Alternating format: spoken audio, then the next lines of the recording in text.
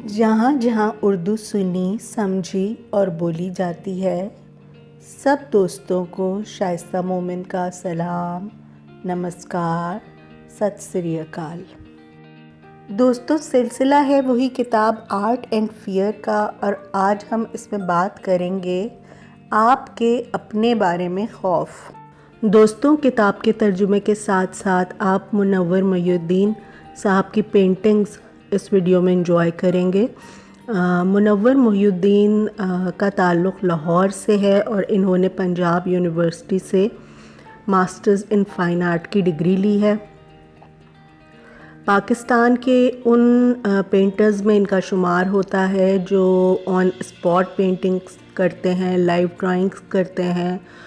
मुनव्वर मोहिउद्दीन साहब के सब्जेक्ट में बहुत वैरायटी है। इन्होंने calligraphy, horses, landscape, portrait, figurative हर सब्जेक्ट में काम किया है और इसी तरह तमाम मीडियम्स पर भी इन्हें उबूर हासिल है। Oil painting, watercolour, charcoal, हर तरह का मीडियम ये इस्तेमाल करते हैं। तो मुझे उम्मीद है कि मुनव्वर मोहिउद्दीन साहब का काम किताब का तर्जुमा सुनने के साथ साथ आप एंजॉय करेंगे और आपको पसंद आएगा।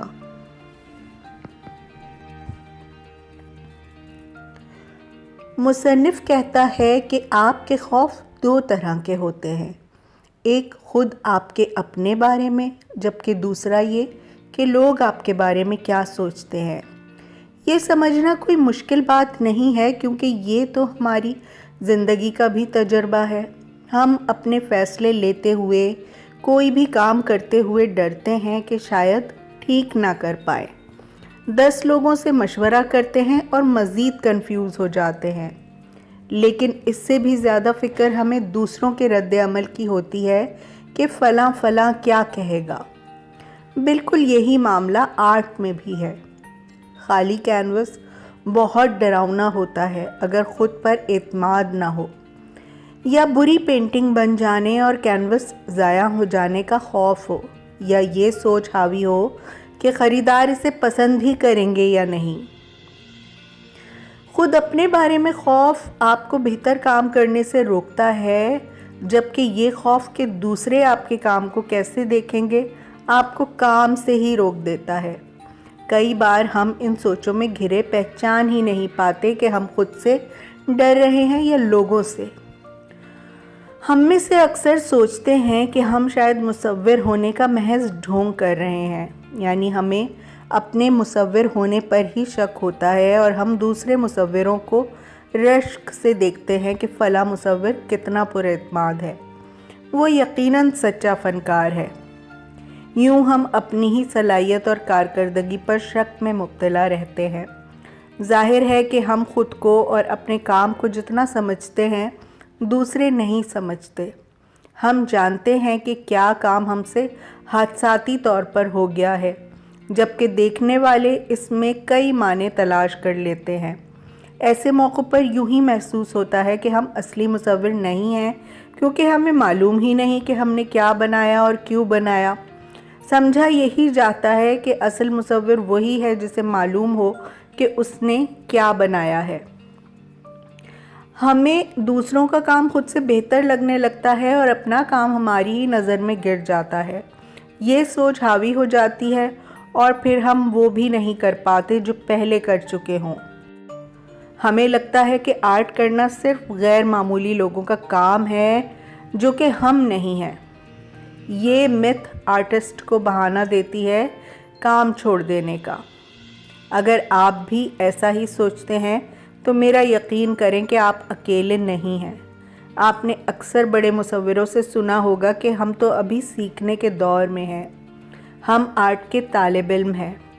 वो झूठ नहीं बोल रहे होते, क्योंकि उन्हें अच्छी तरह मालूम होता है कि कौन सा शानदार काम उनसे हादसाती तौर पर हुआ और कहाँ कहाँ कमी रह गई।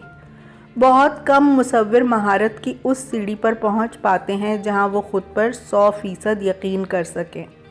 उन्हें मालूम हो कि वो क्या कर रहे हैं, क्यों कर रहे हैं और कैसे कर रहे हैं, और ये तभी होता है जब मुसलसल काम होता रहे।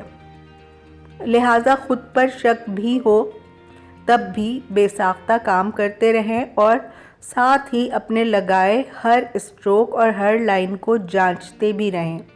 यही तरीका है उस मुकाम तक पहुंचने का जब आपको खुद अपने काम पर यकीन हो जाएगा और आप जानते होंगे कि आप क्या और क्यों बना रहे हैं।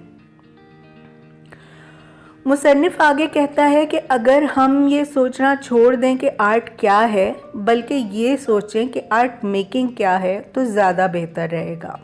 वो मिसाल देता है कि शतरंज खेलते वक्त आप ये नहीं सोचते कि शतरंज क्या है, बल्कि कैसे खेलना है ये सोचते हैं। यही उसूल आर्ट पर भी लागू होता है। अगर ऐसे में आप ये सोचना शुरू कर दें कि शतरंज क्या है, तो आपको महसूस होगा कि आपको कुछ मालूम नहीं और आप जीत ही नहीं सकते। आप हार जाएंगे और दोबारा नहीं खेलेंगे।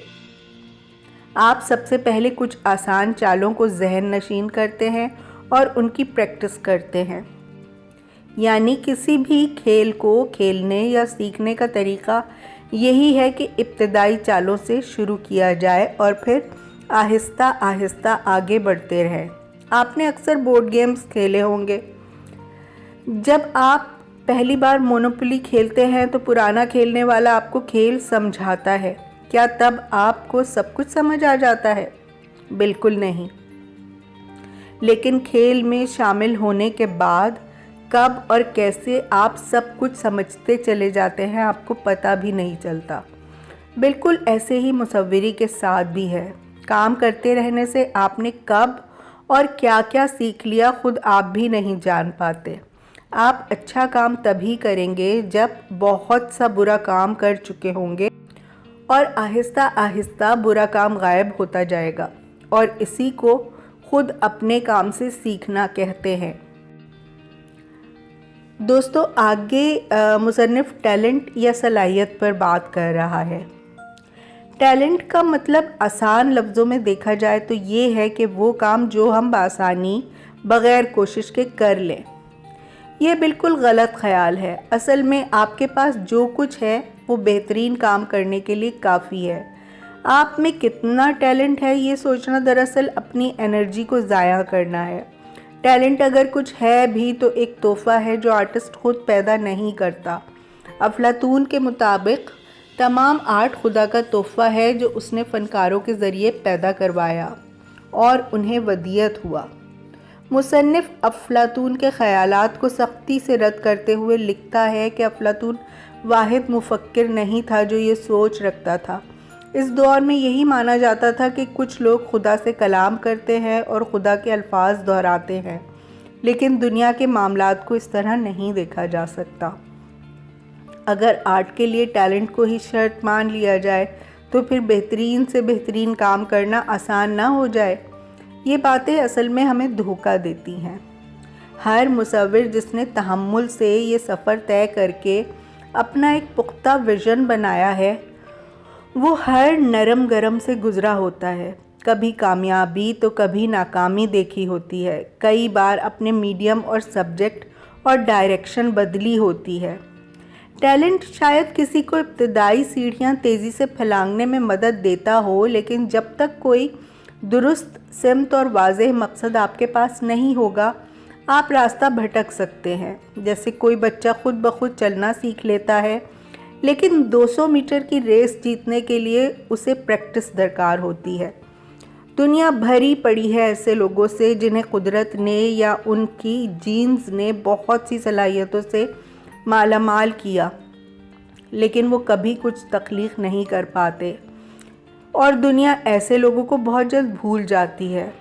आपने अक्सर सुना होगा कि 5 साला बच्चे ने म्यूज़िक बजाकर मजमा लूट लिया, लेकिन शायद ही कभी सुना हो कि वो बच्चा मोज़ार्ट बन गया। नुक्ता ये है कि शायद मोज़ार्ट सलाहियत लेकर पैदा हुआ हो, लेकिन उसने भी फ़न सीखा और तरक्की की। यानी उसमें और हम में कोई फ़र्क नहीं। मुसव्विर बेहतर हो सकता है अपनी सलाहियतों को तराश कर और नई स्किल्स सीख कर। यानी कोई भी बड़ा बन सकता है काम सीख कर और फिर अपने काम से सीख कर। आप भी और मैं भी। और चलो ये मान भी लें कि टैलेंट आर्ट के लिए ज़रूरी है। कुछ लोग जीनियस होते हैं और कुछ एवरेज। तो भी अगर हर शख्स अपने पास मौजूद टैलेंट को इस्तेमाल करके कुछ तख्लीक करे तो दुनिया में कितने रंग बिरंगे काम होंगे। क्या ऐसी दुनिया ज़्यादा अच्छी ना होगी? हम क्यों ये चाहें कि हम कोई शाहकार ऐसा बनाएं कि पिकासो जितने मशहूर हो जाएं? हम ये क्यों ना चाहें कि हमारा काम हमें खुश करे और कुछ देखने वाले भी लुत्फ़अंदोज़ हों? हम जो कहना चाहते हैं कहें, जो बनाना चाहते हैं बनाएं। इसकी कामयाबी और नाकामी को वक्त पर छोड़ दें। याद रहे कि वैन गो की पेंटिंग जो आज अनमोल है, उस दौर में लोगों ने रिजेक्ट कर दी थी। तो दोस्तों, ये आज छोटा सा एक पार्ट था आर्ट एंड फियर का, और मुझे उम्मीद है कि ये एक बहुत मोटिवेशनल सोच होगी बहुत से ऐसे लोगों के लिए जो अभी तक कंफ्यूज हैं कि वो आर्टिस्ट हैं या नहीं हैं, और वो दरमियान में लटके हैं कि आगे बढ़ें या यहीं से रास्ता पलट जाए।